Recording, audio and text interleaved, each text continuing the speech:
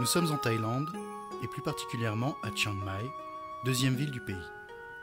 Chiang Mai est située au nord-ouest de la Thaïlande, à 800 km de Bangkok, dans la région des montagnes sur les rives de la rivière Ping. Chiang Mai signifie rose du nord en thaïlandais.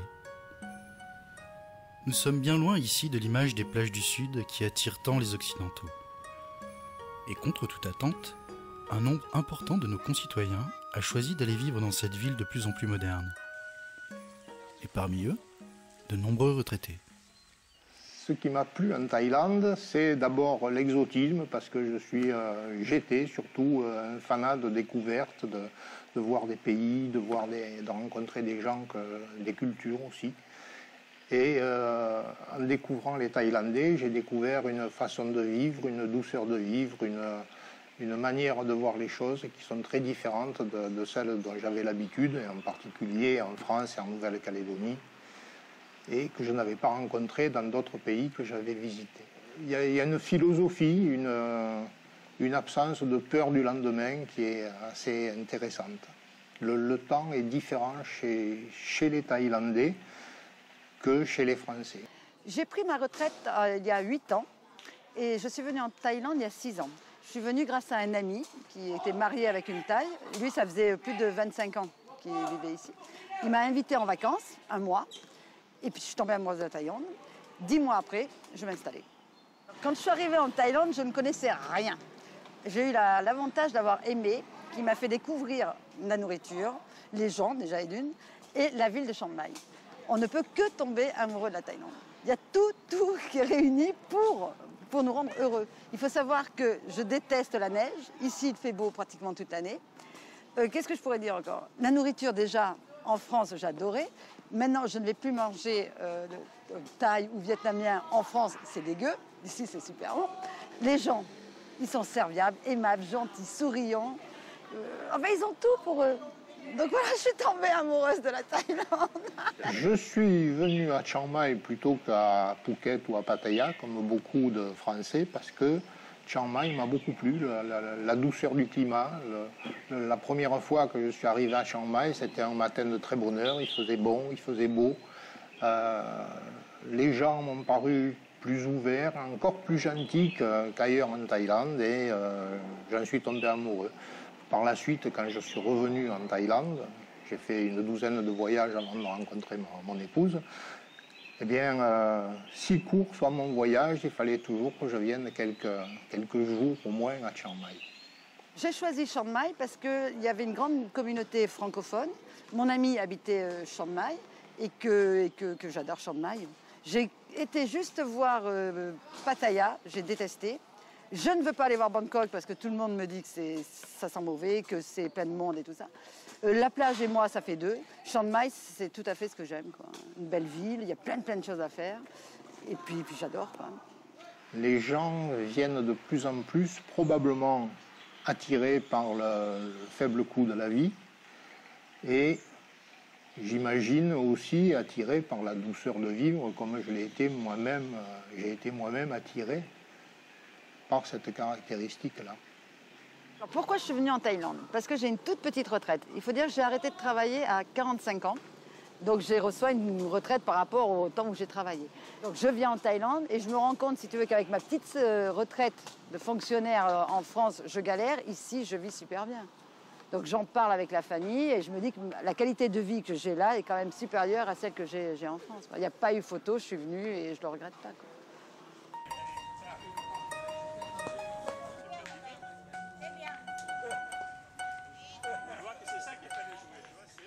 Je fréquente à peu près autant de Thaïs que d'expatriés, ça dépend des jours.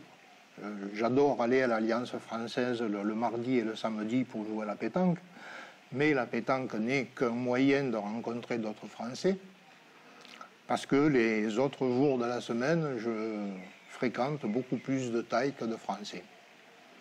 Parce que je vis en Thaïlande et que je vis au milieu de Thaïlandais, forcément. Et les Thaïlandais jouent très bien au boule aussi. Alors, quand je suis arrivée, c'est vrai que j'avais un gros problème de langue, puisque je ne parle pas thaï, et mon anglais, il est très, comment dire, basique, voire au-dessous de basique. Je manque cruellement de vocabulaire. Mais bon, j'allais dire, on est dans le pays du sourire. Je suis quelqu'un qui n'est pas, comment dire, agressive ni tout. Donc avec un sourire et puis avec les gestes, je m'en sors, je dirais. J'ai la possibilité de fréquenter des Thaïs parce qu'elles sont mariées à des Français. Mais en dehors de ça, je fréquente aussi des Thaïs parce que j'aime bien jouer aux cartes et que j'ai mon petit groupe de joueuses. Et puis aussi quand je vais donc, chez ma coiffeuse, ma masseuse, donc j'ai mon petit groupe, je dirais, de Thaïs avec qui je parle en anglais ou très très peu. Je dois avoir 80 mots de vocabulaire Thaï que j'arrive tu sais, à inclure dans une phrase. Ça fait un petit peu... mais bon, on arrive toujours à se comprendre. Bon, il faut savoir que sur Chiang Mai, s'il nous arrive quoi que ce soit, il y a de très très très bons hôpitaux. Comment expliquer, de très très bons médecins. Ils ont fait des études à l'étranger, soit en France, soit en Angleterre. Je croise les doigts, je ne suis jamais tombée malade, je n'ai jamais rien eu. Mais je sais par rapport, si tu veux, à des Français qui ont été hospitalisés, qu'il y a vraiment des soins très très très bien. Aucun problème. Point de vue dentaire, pareil. Point de vue lunettes, pareil. Enfin, optique, pareil. Ils sont quand même au top du top. Depuis que je suis installé ici, l'ambiance en général est toujours cool. Au point de vue politique, il y a quand même pas mal de remous. Les jaunes contre les rouges. Tout récemment, il y a encore eu des accrochages. Et il y a la perspective de la disparition du roi qui porte beaucoup d'ombre sur la vue que peuvent avoir les Thaïlandais eux-mêmes de leur avenir. Ils n'osent pas envisager que le roi disparaisse. Et comme ils n'osent pas envisager cette hypothèse, ils sont très loin de trouver une solution à ce qu'il y aura après le roi. Je n'ai aucune crainte en Thaïlande. Aucune crainte, vraiment aucune crainte. Je peux, comment dire, m'aventurer dans les rues tard la nuit. Je ne crains absolument personne. J'ai mon sac à main, je ne vais pas être agressée. Au contraire, les gens te sourient, tu réponds au sourire et tu continues. Non, non, il n'y a pas de vol, il n'y a pas d'agression. Non, non. Chez moi, je ne ferme jamais la maison à clé. Jamais, jamais. Je n'ai absolument pas peur.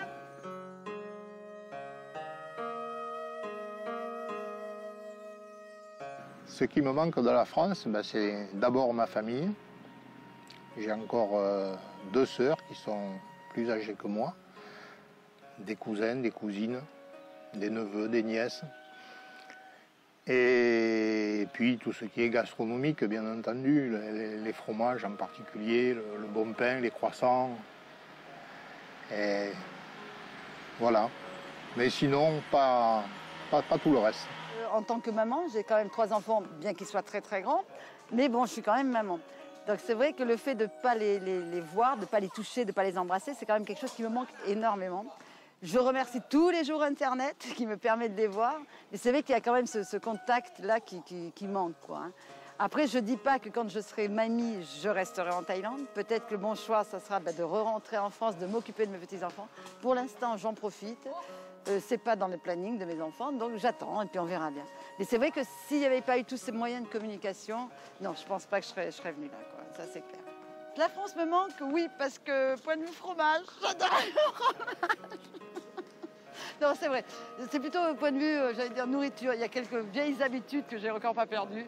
Les confitures, le fromage. Voilà, je crois que c'est tout. C'est pas... Non, non. Il n'y a rien qui me manque de la France.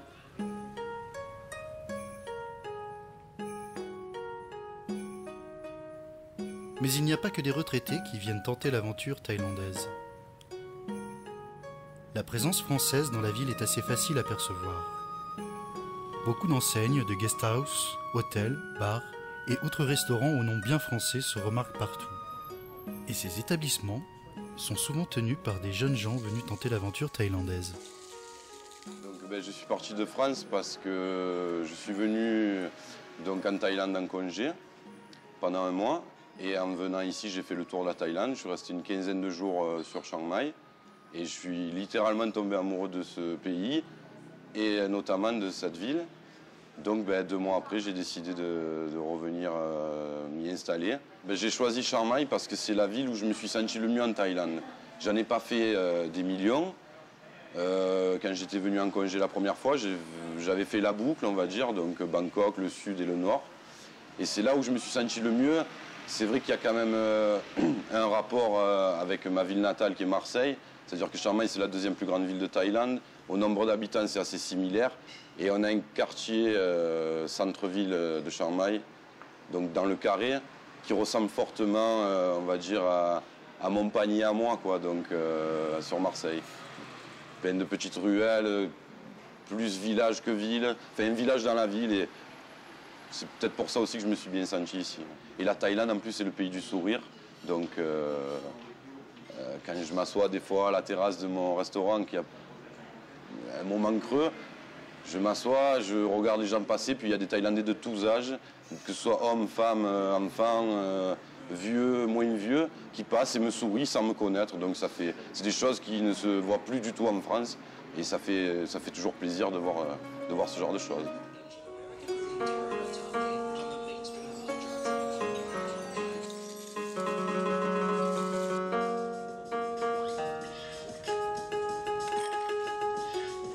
Je suis venu en Thaïlande m'installer ici parce que j'avais envie donc de vivre une expérience et de vivre en Thaïlande. Le plus simple pour moi pour vivre ici, parce que quand même il faut bien gagner sa vie, donc c'était d'ouvrir un bar ou un restaurant. Donc moi, tant qu'à faire, ça fait les deux. Et donc je suis venu ici et j'ai ouvert un bar. C'était pas dans mon idée principale, mais comme je voulais vivre ici, il fallait bien que je gagne ma vie. Donc le plus simple et le moins compliqué, c'est quand même d'ouvrir un bar, un restaurant à l'étranger, quoi. Je pense que le risque que j'ai pris en venant à Chiang Mai en Thaïlande, le risque est pas énorme. Il est très bien calculé parce que le risque financier est très minime. Enfin, on va faire une comparaison, ça doit être à peu près 10 fois moins cher qu'en France. Et en plus, pour l'instant, je suis en congé sans solde de la fonction publique territoriale en France. Donc, au moindre pépin, je peux rentrer, retravailler. Donc bon, c'est pas... Les risques sont calculés. Ma famille a pris mon départ, ils l'ont vécu très mal. Surtout mon père, ma mère. Donc ça a duré bien un mois où ma mère ne me parlait quasiment plus. Et mon père m'appelait tous les jours en me disant que j'étais fou, quoi, d'essayer cette expérience-là. Mais bon, au final, maintenant, ça s'est tassé, ça s'est calmé. Le contact avec Internet, le téléphone, bon, ça s'appelle régulièrement. Donc aujourd'hui, il n'y a plus de soucis, quoi. Et puis, ils sont prévus tous les deux de venir me rendre visite dans les mois qui viennent. D'autres sont venus très jeunes et ont décidé d'y rester, comme Noé. Débarqué à Bangkok pour y étudier les pierres et donc se former à la gémologie dans l'objectif de devenir joaillier. J'étais venu en vacances ici avec ma mère. On avait rencontré un gémologue qui m'avait conseillé l'école. Donc les pierres, c'est pas une passion récente, hein, je les collectionne depuis que je suis gamin quand même. Donc on avait parlé de cette école, moi j'étais pas très motivé pour venir en Thaïlande parce que c'est vrai que ça faisait un petit peu loin de chez moi. Donc on a regardé au début pour une école en France. Malheureusement, il y en a très peu. À Paris, à Lyon, c'est peut-être des cours du soir, des trucs comme ça. Et donc ma mère a proposé de venir en Thaïlande parce que c'était nettement moins cher que Paris. Puis y vivre, c'était plutôt sympa.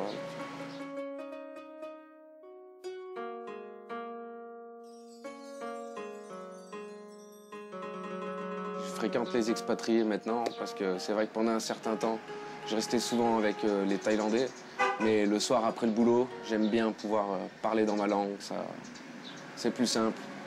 On a des discussions un petit peu différentes que les Thaïs auraient entre eux aussi. Donc, moi, ça me plaît de retrouver les expats le soir pour aller à la pêche. On fait du canoë-kayak aussi le soir. On joue au billard, on boit du pastis et puis on discute, quoi. Bien sûr, je me sens français. Je resterai français. D'ailleurs, pour les Thaïs, je ne suis pas un Thaï. Donc, de ce point-là, on peut rien changer. Et puis, j'aime ma culture, les traditions françaises. La France me manque, hein. Ça manque, mais c'est pas l'endroit qui est fait pour moi, je pense. Pour les Thaïs, je serais automatiquement ce qu'ils appellent ici un farang. Ils ont regroupé tous les blancs dans le même sac, on va dire ça comme ça. Ça peut être américain, farang, français, farang. Donc pour eux, on n'est pas comme eux. Pour les Thaïlandais, être farang, c'est plutôt bien. Ouais. Il y en a beaucoup, je pense, qui nous envient, qui aimeraient être farang. Ouais.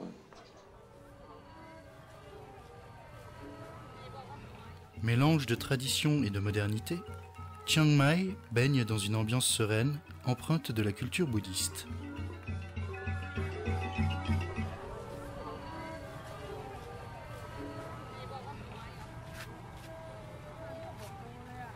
Les Thaïlandais aiment à profiter de la vie et de l'instant présent, à profiter de la fête et des plaisirs gastronomiques.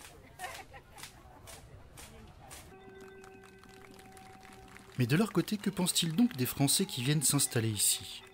Pour nous en parler, nous sommes allés rencontrer Chai dans son bar-restaurant, dont la clientèle est constituée principalement d'occidentaux. J'ai passé 10 ans en Suisse, à Genève. Donc j'ai pris le cours de français 3 mois à Genève. Et après, j'ai travaillé. Et j'ai appris le français au travail, petit à petit comme ça. Les Français, ils aiment bien la Thaïlande parce que le climat, il fait bon. Et la nourriture, ils aiment bien. Et surtout à Chiang Mai, pour eux, c'est pas cher. Et ils peuvent vivre ici longtemps. Et aussi avec les Thaïlandais, ils s'entendent très bien ensemble avec les Français. Il y a beaucoup de couples entre les hommes français et les femmes thaïlandaises. Pour nous, les hommes thaïlandais, on n'est pas jaloux des Français qui viennent marier avec les filles thaïlandaises parce qu'on n'est pas la même couple. Les hommes français, ils aiment bien les filles avoir la peau mate. Mais nous, les hommes thaïlandais, on aime bien les filles avoir la peau blonde. Et comme ça ne nous dérange pas. Par contre, il y a aussi la mauvaise expérience pour les hommes français qui tombaient sur les femmes thaïlandaises, qui aiment l'argent. Et après, ils pensent que toutes les filles thaïlandaises, ils sont mauvais. Et c'est pas vrai. C'est comme partout, quoi. Je connais aucun Français qui n'aime pas la Thaïlande.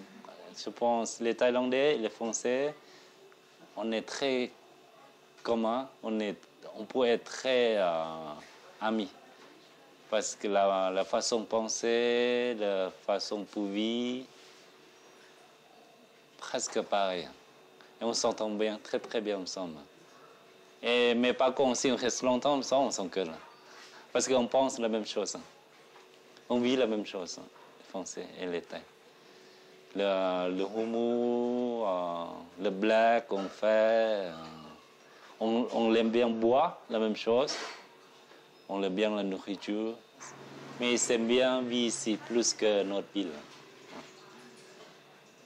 Parce que la ville ici, c'est le vrai ville, comme on vit, quoi. C'est pas que le touriste.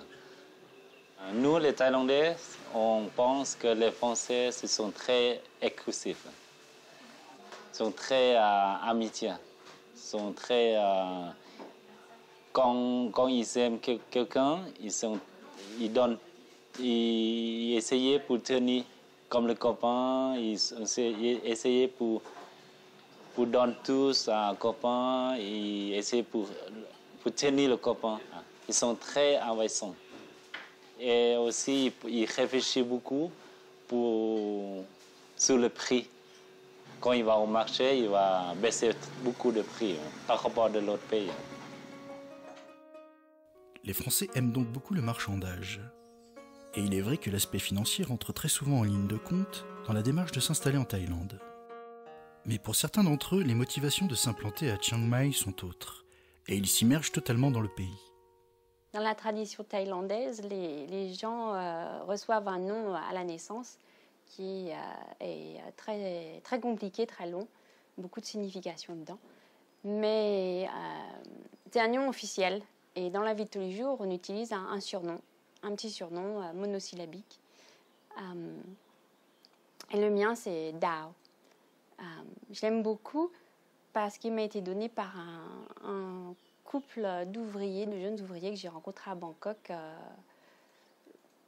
quand je suis arrivée il y a 13 ans.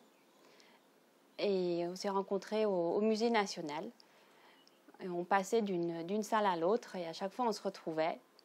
Et eux, ils étaient un petit peu paumés, mais moi aussi. Et en fait, on s'est mis à discuter. Et ils m'ont demandé, bien entendu, comment tu t'appelles? Moi, j'ai répondu Estelle. Impossible à dire. ST ensemble, ça se dit pas en thaï, et un L final, ça se dit pas non plus, ça se transforme en N. C'était vraiment trop difficile. Donc j'ai fini par leur dire, ça veut dire étoile. Ils me disent, ah, Dao. Depuis, j'ai toujours été Dao. Je parle l'anglais, le thaï. Mes deux langues principales en fait que j'utilise tous les jours, c'est le thaï et l'anglais. Je suis incapable de savoir dans quelle langue je rêve. Ça dépend. Si dans mon rêve je parle à quelqu'un de thaï, je peux parler en thaï. Si c'est une figure anglaise, ça change comme ça les langages. Et je pense que dans la vie c'est un peu pareil. J'ai appris le thaï. En fait, j'ai pris des cours du soir quand j'habitais à Londres avant de venir pour la dernière fois. Et j'ai appris l'alphabet surtout. J'ai appris à lire, à écrire de base avant de venir. Et après, j'ai appris sur le tas avec les gens. On apprend toujours. Au niveau du français, malheureusement, j'ai très peu l'occasion de l'utiliser. Je parle français uniquement avec ma famille au téléphone et je lis. En général, tous les livres qui sont écrits en français ou en espagnol ou en italien, je les lis en français. Les livres qui sont écrits en anglais, je les lis en anglais. Si c'est du japonais, je les lirai en français, ça sera meilleur. Mais c'est surtout lire, très très peu parler. Et j'oublie beaucoup de mots. Il me faut du temps avant de me rappeler de la grammaire. Avant, j'ai fait un doc de littérature, je savais écrire très bien le français. Ce qui m'a plu la première fois que je suis venue en Thaïlande, je pense que c'est les gens, leur façon d'être, leur façon de voir les choses, d'être avec les autres. La culture aussi, vraiment très intéressante. Moi, j'ai toujours été attirée par l'Asie depuis toute petite. Donc, je pense que j'avais déjà des affinités. Mais c'est les gens. Et c'est toujours les gens, d'ailleurs. Ça fait 13 ans que j'habite ici. Et en fait, 13 ans à Chiang Mai. Pourquoi Chiang Mai? C'est inexplicable. Je suis arrivée à Chiang Mai depuis... En fait, je me rappelais de la première fois où je suis venue à 16 ans. Bien entendu, quand on est jeune, on a des souvenirs qui sont très particuliers, un peu coupés. On se rappelle de pas grand-chose, en fait. Mais je me rappelais de Chiang Mai. Je suis arrivée à Bangkok un petit peu par hasard. Et je me suis dit, ouf, Bangkok, c'est un peu trop. Et voilà, Chiang Mai. Oui, je pense que c'était pas mal, Chiang Mai. J'ai pris un train pour Chiang Mai. Je suis arrivée. Et j'ai toujours eu ce sentiment à Chiang Mai. Et bien entendu, il faut le modérer, hein. Mais de me sentir chez moi. Et je ne me suis jamais sentie chez moi ailleurs. Mais vraiment, pour la première fois, j'ai eu l'impression, comme les autres, d'arriver quelque part et dire « Oh, je suis à la maison ». Voilà. Je suis la coordinatrice d'une organisation qui s'appelle Studio Chang. Studio Chang s'occupe d'enfants de travailleurs sans papier qui viennent de Birmanie.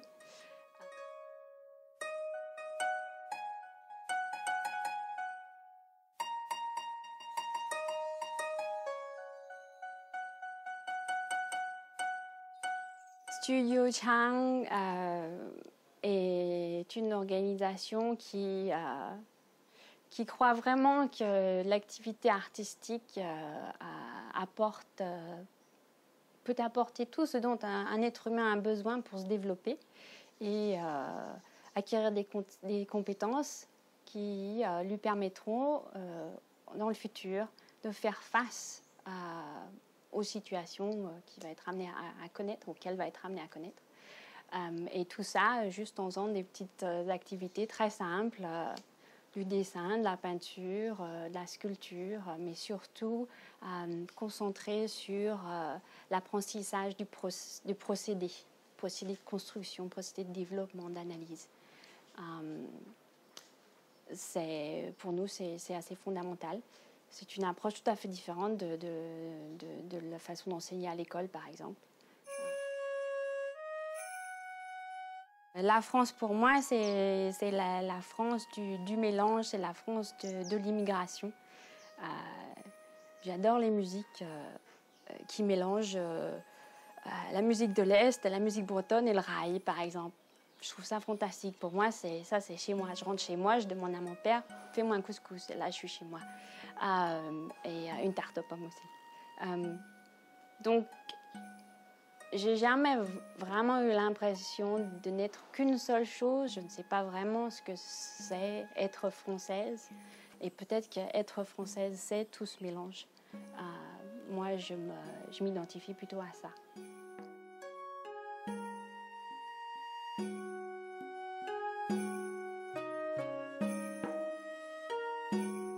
Chiang Mai répond au désir de beaucoup de voyageurs. Mais ne le répétez pas trop. Si trop de monde accourt, la ville changera et risquera de perdre son statut de Rose du Nord.